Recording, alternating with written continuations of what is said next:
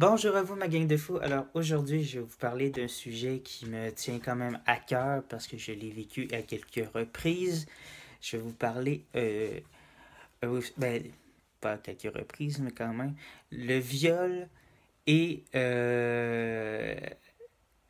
aussi un autre fléau dans le milieu gay qui est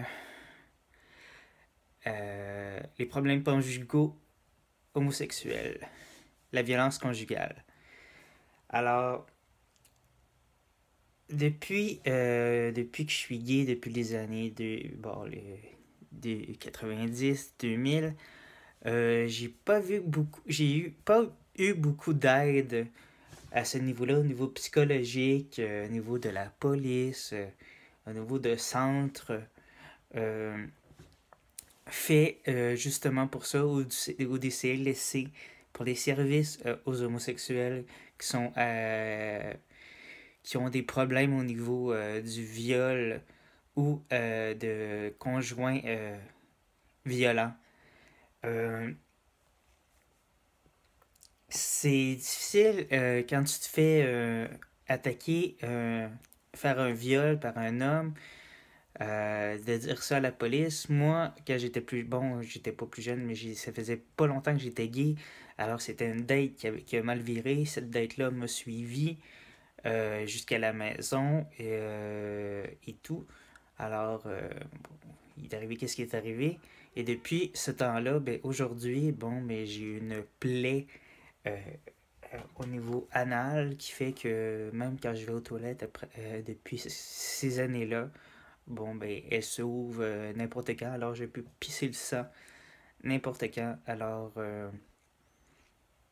c'est pas toujours le fun, hein. Surtout quand tu peux avoir du plaisir par l'anal, mais tu peux pas en avoir justement à cause de cet événement-là. Et les hommes essaient de t'en donner, mais t'as trop peur. Ou tu veux essayer, mais t'as trop peur que ça déchire, parce que tu sais que même quand tu vas aux toilettes normalement, ça peut déchirer. C'est pas... c'est pas quelque chose de le fun. C'est dans cette mentalité-là de voir les choses comme ça. Non, c'est vraiment pas le fun. Puis l'amour que les autres peuvent te donner, mais tu la crains un peu par peur bon, d'être blessé, bon, que ça empire, que les. Et tout ça. Alors, ben, aujourd'hui, cette personne-là, ce que j'ai su, bon, ben, elle est morte du sida. Je me dis que, bon, à la façon que j'entendais parler d'elle, bon, ben, elle mérite ce qu'elle méritait, mais bon, on mérite pas de mourir de cette maladie-là, mais même, de toute façon, cette personne-là ne méritait pas de vivre avec la façon qu'elle agissait avec les gens. Deuxième chose, niveau violence conjugale, la police a beaucoup de difficultés à gérer la violence conjugale entre deux hommes. En tout cas, je sais pas comment elle réagit avec deux femmes, mais avec deux hommes, il y a beaucoup de difficultés parce qu'il n'y a pas de ressources, centres d'aide pour les hommes battus en général. Que ce soit pour hétéros ou quoi que ce soit, pour des hommes battus par des femmes, il n'y en a pas vraiment beaucoup. Alors, c'est des services qui sont très durs à trouver. Alors, moi, on m'envoyait souvent bon, directement à mon emploi essayer de prendre Ben, c'est ça, on me faisait faire mes valises. Même que ce soit mon appartement ou celle du conjoint, on me faisait faire mes valises, puis on me faisait partir quelques jours ailleurs, mais souvent je pouvais pas aller ailleurs. Excusez. Je pouvais pas aller ailleurs, alors je dormais à mon emploi. Je dormais à mon emploi ou chez des amis, mais quand même, surtout quand c'est chez vous et que la personne qui doit partir, c'est la victime et non la personne violente, puis la personne violente n'est pas arrêtée pour les gestes qu'elle a posés. par la police, je trouve ça un peu aberrant. Que ce soit à Montréal ou à Québec, j'ai vécu la même chose et les services policiers ont réagi de la même façon, ils ne savent pas quoi faire avec des couples homosexuels qui sont battus.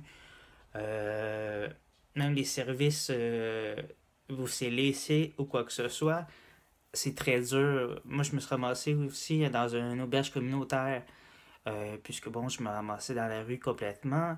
Alors, ramassé dans une auberge communautaire. Merci à l'Auberge du Cœur de Montréal de m'avoir aidé durant tous ces mois-là. Vraiment un service vraiment apprécié. C'est sûr que bon, c'était pas pour les gens dans ma situation, c'est plus pour des gens qui sont dans la rue vraiment atteints de consommation de drogue et des trucs comme ça. Des cas plus lourds, mais merci de m'avoir sorti de pas m'avoir mis dans la rue juste parce que ma situation était différente de celle de vos clients habituels. C'est ça. Fait que c'est vraiment difficile de. À part ce service-là, c'est le seul service que j'ai pu avoir qui ont essayé de me donner un toit sur la tête et aussi me donner un nouvel appartement, puisque bon, j'étais plus apte au niveau social que les cas qu'ils avaient là-bas. Mais sinon, je m'aurais ramassé dans la rue avec mes valises et tout. Ça n'aurait pas été de l'allure juste parce que la police ne sait pas où envoyer la victime ou comment croire la victime que c'est elle qui. Bon, deux hommes qui se battent, ça peut être. Bon, c'est ça. Fait que c'est plus difficile. La dernière événement, bon, ça a été plus. Vraiment plus drastique. Bon, la personne, bon, s'est ramassée. J'ai été obligé de faire arrêter. Ben, la personne, puisque j'ai été obligé d'appeler le 911, vraiment, j'avais plus le choix parce que, bon, j'ai été blessé. J'avais eu vraiment plusieurs blessures plus physiques. Un miroir brisé dans le dos, a été étranglé vraiment à en mourir. J'avais plus le choix d'appeler la police, mais quand le téléphone m'a lâché des mains, bon, c'est les gens qui ont appelé la police pour moi. Ben, le 911 a collé la police puisque le téléphone a lâché, il m'entendait quand même crier. Euh, En arrivant, ben, j'étais tellement sous le choc que c'est pas moi qui a pu faire la plainte, c'est eux. Euh, mais c'était tellement un événement difficile d'être manipulé par la famille de l'agresseur, puis de tout faire pour me manipuler mentalement, puisque bon, c'était un conjoint, ben pas vraiment un conjoint, c'était un coloc qui aurait pu être un conjoint, mais c'était vraiment compliqué comme relation. Euh,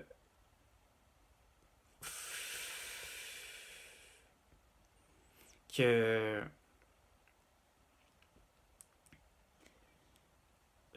c'est ça, la famille me manipulait tellement que bon, j'ai dû plier un peu sur. Puis cette personne-là me manipulait de l'autre côté ne respectant pas les recommandations policières de ne pas me parler, quoi que ce soit. Il faisait tout pour me parler. Euh, euh, c'est ça. Fait que ça a été. Et de me voir pareil pour essayer de régler la situation et que je continue pas la plainte et l'envoie en prison encore plus longtemps et tout. Euh, mais c'est ça. Fait que là, qu'est-ce que ça a fait? Ben, le tata, ben, tellement manipulé que j'ai plié. Je suis allé à la cour, j'ai annulé la plainte. C'est sûr que la plainte n'était pas de moi, mais j'ai annulé la plainte. J'ai appelé, j'ai harcelé les avocats là-bas pour que je puisse arrêter la plainte. Mais tu sais, dans ma tête, c'était ça, mais tout le monde me disait de l'autre côté de ne pas le faire. Mais j'étais tellement manipulé. J'avais tellement peur des représailles de sa famille que je l'ai fait. Mais c'est ça, c'est difficile. Puis même là, à Québec, la, les ressources, et oui, ils m'écoutaient. Puis là, c'est sûr que ça devient maintenant en 2000, ben, c'était en 2011 quand c'était arrivé, 2011-2010 en tout cas. C'est sûr que les services commencent à être un peu mieux que dans les débuts 2000, que c'était moins connu, la violence conjugale homosexuelle. Mais quand même, c'est quand même quelque chose de très difficile et je connais beaucoup de garçons comme moi qui se sont fait manipuler, qui ont été victimes de violences conjugales. Et le syndrome de la femme battue qu'on appelle, c'est vraiment un syndrome très difficile. Il faut vraiment le vivre pour le comprendre. Euh, Pas pour rien que je suis célibataire aussi depuis autant d'années, depuis cet événement-là, parce que je crois, même si j'essaie de faire confiance aux gens, de me donner, en tout cas, corps et âme à quelqu'un, j'ai toujours de la misère. Euh, c'est ça. Quand on est dans dans ces relations conflictuelles, on voit pas on voit la personne comme, on la voit pas méchante réellement. On pense que c'est juste une sorte d'humeur puis ça va passer, mais ça passe jamais. C'est ça le problème. Puis tu continues à être victime de ça, tu continues à être victime, tu continues à être victime. Mais toi, tu trouves pas la solution pour t'en sortir toi-même. Parce que t'es manipulé de tout bas, de tout côté par les gens, des fois de sa famille ou de ses amis, qui ne le voient pas de cette façon-là. Que lui, avec ces gens-là, il est une autre personne, mais avec toi, il est quelqu'un d'autre. Ou il te raconte tellement d'affaires que toi, tu n'es plus capable de savoir qu'est-ce qui est la vérité, qu'est-ce qui n'est pas la vérité, parce que quand il est avec les gens autour de lui, il n'est pas la même personne, puis il raconte pas les mêmes choses non plus. Puis quand tu te fais dire, quand tu essaies d'avoir la vérité, ben quand tu sors toi, ce que lui t'avait dit, puis tu te fais dire, ben non, c'est pas vrai, ben là, tu es encore plus dans la merde parce que tu comprends plus rien. Puis c'est ça. Ça te prend vraiment. Ça prend les gens forts autour de toi, de ton côté, pour te sortir de là. Parce que tu peux pas te sortir de là toi-même. Parce que tu es pris dans cette situation-là. Alors, je comprends vraiment les femmes battues qui continuent à se faire battre, puis qui ont de la misère à sortir de ces relations-là. En plus, quand ils ont des enfants, c'est encore pire. Ils pensent aux enfants, ils veulent pas que les enfants perdent les deux parents, même si la situation empire. Alors, s'il vous plaît, si vous voyez ma vidéo, puis vous connaissez quelqu'un qui est dans cette situation-là, ou vous-même êtes dans cette situation-là, s'il vous plaît, cherchez de l'aide. Sortez de cette relation-là, parce qu'elle n'est vraiment pas bonne pour vous. Vous allez vous détruire. Puis après ça, vous allez avoir peur. Vous allez avoir peur de tout autour de vous. Alors, s'il vous plaît, si vous voyez cette vidéo-là, puis vous connaissez quelqu'un qui est dans cette situation-là, vous-même, sortez. Sortez-la de là. Faites-lui le cadeau de la sortir de cette relation-là. Et lui ouvrir les yeux. Parce que c'est après qu'elle verra tout ce qu'elle a vécu, que c'était vraiment pas bien, puis après ça qu'elle peut évoluer. Puis trouver les solutions. Pourquoi? Qu'est-ce qui fait qu'elle ramasse ce genre de personnes-là? Qu'est-ce qui attire ces genres de personnes-là? Puis pourquoi? Qu'est-ce qui dans son comportement fait qu'elle attire ce genre de monde-là? Alors s'il vous plaît, partagez cette vidéo-là en grand nombre. N'oubliez pas de liker, de commenter,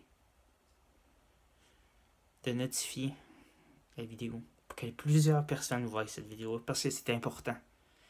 C'est important que la police, que les services sociaux, que les CLSC, que des centres soient plus informés de ça. C'est important que des centres soient vraiment faits pour les hommes battus, que ce soit pour les hommes battus hétérosexuels ou hommes battus par des hommes, couples homosexuels, ou des gens, pour revenir un petit peu à ce que je disais au début, pour des garçons qui ont été violés. Vraiment violés. Alors, s'il vous plaît, partagez en grand nombre cette vidéo-là parce que c'est important. C'est important qu'aujourd'hui, des jeunes ne soient pas manipulés comme je l'ai été, qu'ils soient aidés psychologiquement par les ressources professionnelles pour les aider à aller mieux. Alors, à bientôt pour une autre vidéo. Bye bye.